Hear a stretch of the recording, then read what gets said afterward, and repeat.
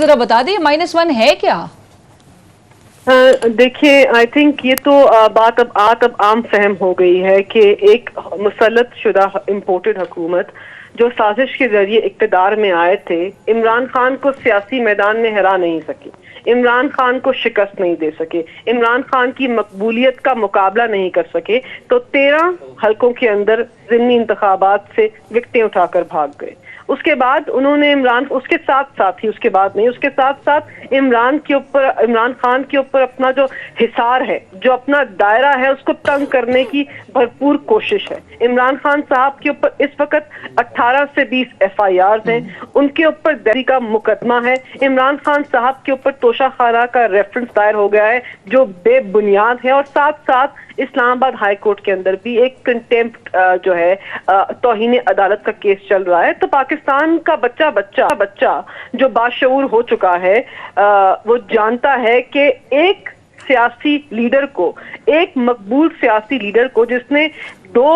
Party system کے اندر ایک تیسری جماعت کو اجاگر کیا، اس کو پاکستان کے نظام سے نکالنے کی کوشش ہو رہی ہے، اور وہ کوشش پاکستان کے عوامی نمائندے کر رہے ہیں۔ پہلے بھی سازش کی، پہلے ووٹ آف نو کانفیڈنس میں سازش کی، ان کو منصب سے ہٹایا، اور اب عمران خان کو سیاست سے نکالنے کی کوشش ہو رہی ہے۔ تو وہ عندیہ دے رہے ہیں کہ میری قوم باشعور ہے، میری قوم جانتی ہے کہ یہ حصار تنگ کرنے کی کوشش کیا ہے۔ اب سب جانتے ہیں جتنے قانونی لیکن ماہر ہیں۔ ملیکہ صاحبہ قطع کلامی کی معافی، لیکن جب نواز شریف صاحب کا وہ معاملہ سرفیس کیا تھا، تب تو کسی پولیٹیکل پارٹی نے، اور بالخصوص پاکستان تحریک انصاف، اور آپ جو اس بار ابھی کہہ رہے ہیں -1 کا، اس وقت تو آپ لوگ نے بھی نہیں کہا کہ -1 پر کام کیا جا رہا ہے۔ دیکھیے علینا، میں تفریق کر دوں دونوں ایشوز کے اندر۔ نواز شریف کے خلاف Panama case, Panama leaks Imran Khan نے اجاگر نہیں کیے تھے، عمران خان ان کو منظر عام پر لے کر نہیں آئے تھے۔ ایک انویسٹیگیٹو ایجنسی تھی مایا ناز، جس کے اندر انویسٹیگیٹرز نے دستاویزات دیکھ کر، ہزاروں دستاویزات دیکھ کر یہ فیصلہ کیا کہ سابق وزیر اعظم نواز شریف جو اشتہاری اور مجرم ہیں، اور ان کی بیٹی جو خود مجرمہ ہیں، ان دونوں نے لندن کے اندر ان کے پاس فلیٹس کی ملکیت ہے، وہ بینیفیشل اونر ہیں۔ تو اس کی وجہ سے پاکستان کی سب سے بڑی عدالت میں ایک کیس چلا، اور عدالت نے 5 ممبر کے بینچ نے فیصلہ کیا کہ سابق وزیر اعظم صادق اور امین نہیں ہے۔ عمران خان نے اس موومنٹ کو چلایا، عمران خان نے وہ قانونی کیس آگے بڑھایا، لیکن عدالت نے دستاویزات دیکھ کر پاناما لیکس کی بیسس کے اوپر یہ فیصلہ کیا کہ سابق وزیر اعظم یہ بتا نہیں سکے کہ ان کے اثاثے ان کی آمدن کے مطابق ہیں۔ بالکل ٹھیک ہے، بٹ ملیکہ صاحبہ ابھی بھی فیصلہ عدالت نے ہی کرنا ہے۔ جی کرنا ہے، بالکل آپ علینا صحیح بات کر رہی ہیں، لیکن آپ کیسز کی نوعیت دیکھیں۔ میں آپ کو 2 ایگزامپلز دیتی ہوں۔ علی ظفر صاحب نے ٹویٹ کیا ہے، وضاحت پیش کی ہے کہ توشہ خانہ ریفرنس کیس کے اندر یہ واضح ہے کہ عمران خان صاحب نے سارے جو تحائف ہیں وہ ڈکلیئر کیے انکم ٹیکس ریٹرنز کے اندر اور ECP کے سامنے، اور ایک بے بنیاد کیس بنا کر ایک متنازع اور ایک جانبدار الیکشن کمیشن کے ساتھ مل کر عمران خان کے خلاف فیصلہ لینے کی کوشش کی جا رہی ہے۔ اس کے ساتھ ساتھ کوئی بھی باشعور قانونی ماہر یہ بتا سکتا ہے کہ کسی محترم جج کو یہ کہنا کہ میں آپ کے خلاف قانونی کارروائی شروع کروں گا دہشت گردی کے زمرے میں نہیں آتا۔ ہمارے ساتھ عامر صاحب موجود ہیں، راجہ عامر عباس، یہ مایا ناز وکیل ہیں، یہ بتائیں گے کہ دہشت گردی کے کیا پیراہے ہوتے ہیں، جسٹس کھوسہ کا تحریر نامہ کیا کہتا ہے۔ تو یہ تو حصار تنگ کرنے والی بات ہوئی نا، کہ اگر ایک طرف سے عمران خان کو نہیں ختم کر سکتے۔ ٹھیک ہو گیا ملیکہ صاحبہ، آپ کا پوائنٹ آ گیا۔ میں راجہ صاحب کو بھی شامل گفتگو کر لوں، اور آپ کی طرف میں پھر آتی ہوں راجہ عامر عباس صاحب۔ اور جو یہ امپریشن کریٹ کیا جا رہا ہے کہ شاید فیصلہ چہرہ دیکھ کے کیا جائے گا، اس قسم کا اب آپ کو سوشل میڈیا پہ بھی بہت نظر آ رہا ہوگا کہ لوگوں میں اب یہ ایک تاثر پیدا ہو رہا ہے، آپ کس طرح سے دیکھ رہے ہیں؟ اور یہ جو پیراہے کی بات کریں، دہشت گردی کے زمرے میں آتا کیا، اور کنٹیمپٹ آف کورٹ کے زمرے میں کیا آتا ہے؟ دیکھیے، فیصلہ چہرہ دیکھ کے کیا جائے گا، -1 کی باتیں، اصل میں جو مائنس کی بات ہو رہی ہے نا، اور جو فیصلے کی بات ہو رہی ہے، وہ جو فیصلہ کرنے والے ہیں، اب -1 اس ملک میں جو 70 سال سے ہوتا رہا کہ جی عوام کو مائنس کر دیں، کسی بھی فیصلے میں عوام کا تعلق نہ ہو، بند دروازوں میں، بند کمروں میں، بند ایوانوں میں بیٹھ کے اس ملک کی حکمرانی کا، اس ملک کی پالیسیز کا، اس ملک کی فارن پالیسی کا डिसीजंस चंद जो हमारे अशरफियाँ हैं वो ले ले। अब -1 जो असल है ना वो ये है कि -1 मीन्स कि ये जो करोड़ों की आवाम आपको नज़र आ रही है, जो कि शायद 70 की दहाई की या 80 की दहाई की अब आवाम नहीं रही, इनको शऊर उस हद तक आ चुका है कि जनाब इस मुल्क के जो हालात हैं वो इस नहज तक अगर पहुँचे हैं तो उसका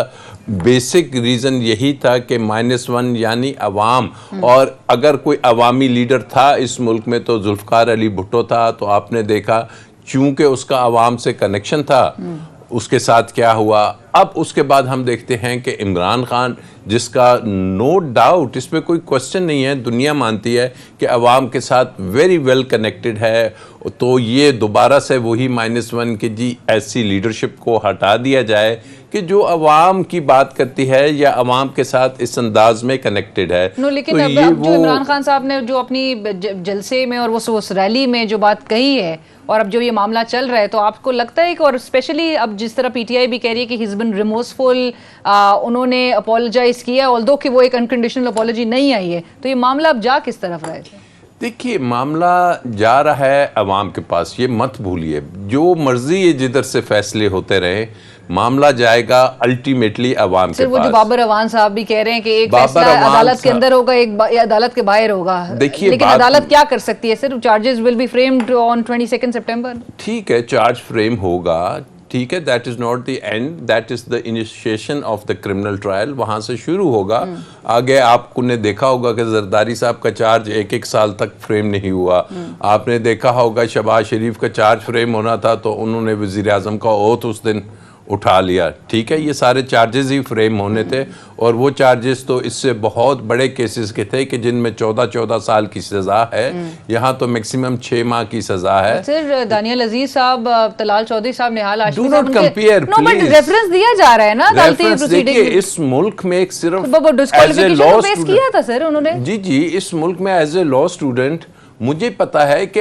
इन 3 केसेस के अलावा बेतहाशा और भी केसेस हैं जिसमें concept of contempt of court को डिस्कस किया है, और लार्जर बेंचेस के हैं, 3 से ज़्यादा के केसेस हैं। तो इन तमाम केसेस को मुझे उम्मीद है कि पीटीआई की लीगल टीम बात करेगी कि जनाब ठीक है ये 3 केसेस हैं, और ज़हन में रखें कि जो क्रिमिनल प्रोसीडिंग्स होती हैं या केसेस होते हैं उनमें हर किसी के फैक्ट्स अलहदा होते हैं। तो ये जो बार बार इसको कंपेयर करते हैं, इमरान खान ने ये कहा तो उसको आप जाके कंपेयर कर दिया कि जनाब उन 3 अफराद ने क्या कहा था, इट्स इंटायरली डिफरेंस। बात जो हो रही है नेशनल सतह पे देखें कि आप इस मुल्क में जो पॉलिटिकल स्टेबिलिटी की बात थी, जो इकोनॉमिक हमारी डिस्टेबिलिटी हो रही है, तो अगर आपने पॉलिटिकल स्टेबिलिटी लानी है, आपने मुल्क को डायरेक्शन देनी है, तो फिर इस किस्म के केसेस जो पॉलिटिकल विक्टिमाइजेशन होते हैं, मोटिवेटेड होते हैं, उनसे हट के, उनसे 100% हट के हमें in the larger interest of the nation और अगेन ये देखना होगा कि जनाब आवाम क्या चाह रही है, और इसका अल्टीमेट जो आपने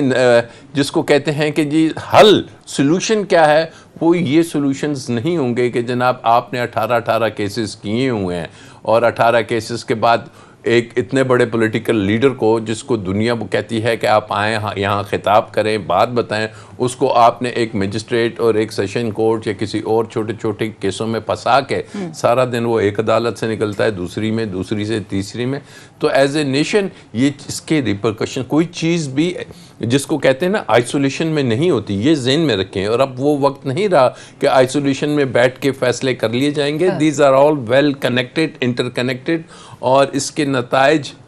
जो इस मुल्क के सेन ब्रेन्स हैं उनको सोचना होगा, और तब ये मुल्क आगे की तरफ मैं मलिका साहिबा, बल्कि आप जिक्र बता भी दीजिए, जो अदालती मावनीन का मैंने एक इंट्रो में भी जिक्र किया था कि उनकी राय जो थी, उन्होंने कहा था कि भाई ये जो है इससे अदालत को बड़ेपन का मुजाहरा करते हुए इस अदालती नोटिस को वापस ले लेना चाहिए, और इससे तो तासुर आ रहा है कि भाई किसी पॉलिटिशियन को वो एक कॉर्नर करने वाली बात और इस किस्म की बातें, लेकिन उनकी राय जो है वो फैसले का हिस्सा बहरहाल नहीं नजर आती है। अब आपको और Pakistan Tehreek Insaf on the whole क्या समझ रही है, क्या होता देख रही है, क्योंकि अदालत ने तो कह दिया है कि जवाब खान साहब का तसल्ली बख्श नहीं है बहरहाल। جی دیکھیں فریحہ، ابھی تو عمران خان صاحب کے اوپر چارج کو کھلی عدالت میں فریم ہونا ہے اور اس میں دو ہفتوں کا وقت ہے، تو تب تک بہت کچھ ہو سکتا ہے، اور اس وقت بھی عمران خان صاحب جب پیش ہوں گے اور ان کے وکلاء دلائل دیں گے تو اس کے بعد دیکھیں کہ شواہد کی روشنی میں ان کے اوپر یہ جرم بنتا بھی ہے یا نہیں، یہ تو اس کا ایک لمبا سلسلہ ہے۔ لیکن جہاں تک آپ نے معاونین کی بات کی، دیکھیں پاکستان کے دو بہت بڑے مایہ ناز وکیل مخدوم علی خان اور منیر ملک صاحب نے بڑے مدلل دلائل پیش کیے، انہوں نے بہت ہی اچھی قانونی معاونت دی اسلام آباد ہائی کورٹ کے محترم ججز کو، اور واضح طور پر کہہ دیا، اور انہوں نے اعلیٰ عدالت کے بیشتر تحریر ناموں کی روشنی میں بتایا اور کنٹیمپٹ آف کورٹ آرڈرز کی شکل میں بتایا کہ عمران خان صاحب کے اس جواب کے بعد کوئی جواز نہیں رہتا کہ آپ ان کے اوپر اس چارج کو فریم کریں۔ انہوں نے اس کو بھی واضح کیا کہ جو عدالت کا کنٹیمپٹ آف کورٹ، توہین عدالت کا قانون ہے، یہ ججز کو کسی بھی تنقید سے بالا تر کرنے کے لیے نہیں بنایا گیا تھا، اس لیے بنایا گیا تھا کہ ایڈمنسٹریشن آف جسٹس، جو نظام عدل ہے، اس کی پروٹیکشن ہو، اس کا تحفظ ہو۔ لیکن اگر آپ عمران خان صاحب کے اوپر اس چارج کو فریم کرتے ہیں، اور یہ دلائل کے اندر، کیونکہ میں کورٹ روم کے اندر تھی، دلائل دیتے ہوئے مخدوم علی خان نے ایک پرانے کیس کی وضاحت پیش کی، آئی بلیو بینظیر بھٹو صاحبہ اس کیس کے اندر توہین عدالت فیس کر رہی تھی۔ انہوں نے بتایا کہ اس وقت سابق وزیر اعظم جو بینظیر بھٹو محترمہ شہید تھیں، ان کے اوپر توہین عدالت کا کیس تھا اور ان کے اوپر دیگر کیسز تھے، اور انہوں نے کہا کہ ایسا عنصر اس کیس میں ججز نے کہا کہ ہم کنٹیمپٹ اس لیے نہیں آگے بڑھائیں گے کیونکہ ایسا عنصر نہ جائے پاکستان کی عوام کو کہ شاید کسی مقبول لیڈر کو جو مشکل میں ہے اس کو کارنر کیا جا رہا ہے۔ اس کیس کا بھی حوالہ دیا۔ اس کے ساتھ ساتھ انہوں نے کہا کہ اگر آپ تحفظ کرنا چاہتے ہیں عدالت کے نظام کا، تو اگر آپ نے فل بینچ بنا دیا تو آپ نے پاکستان کی عوام کو یہ میسج دے دیا کہ توہین جو ہے وہ نہیں ہو سکتی کسی بھی ڈسٹرکٹ، کسی بھی لوور کورٹ کے جج کی۔ تو آپ نے یہ کر دیا، یہ آپ نے اقدام اٹھا لیا، اس کے بعد چارج نہیں بنتا۔ تو دیکھیں ہم سب تو حیرت میں ہیں، لیکن عدالت ہے، ان کا احترام ہے، ان کی تحریم ہے، ان کا فیصلہ ہے جس کے سامنے سر جھکانا لازم ہے ہر پاکستانی شہری کو۔ تو ہم اپنے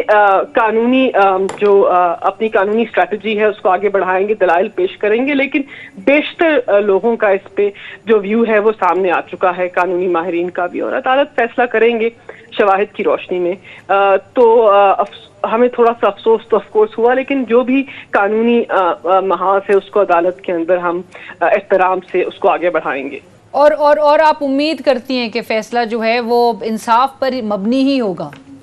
جی بالکل، دیکھیں پاکستان کی اسلام آباد ہائی کورٹ اور دیگر جو پاکستان کی عدالتیں ہیں، سپیریئر کورٹس، ان کے اوپر پاکستان کی عوام کا اعتماد ہے۔ پاکستان تحریک انصاف نے نظام عدل کی تقویت کی بات کی ہے۔ ہم کبھی بھی ایز سیاسی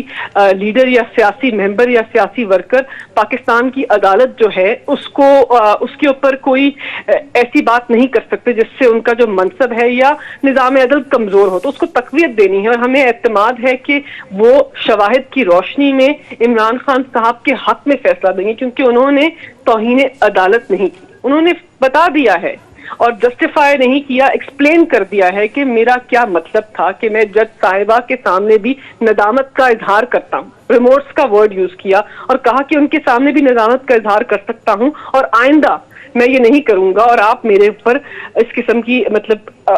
کوئی کوشن بھی کر سکتے ہیں۔ تو بہت ساری چیزیں وہاں پر ڈسکس ہوئی ہیں، اس کے بعد بھی جج صاحبان نے ایک اسٹرکٹ ویو لیا جو کہ ان کا استحقاق ہے، لیکن ہماری نظر میں اس سے مختلف ہونا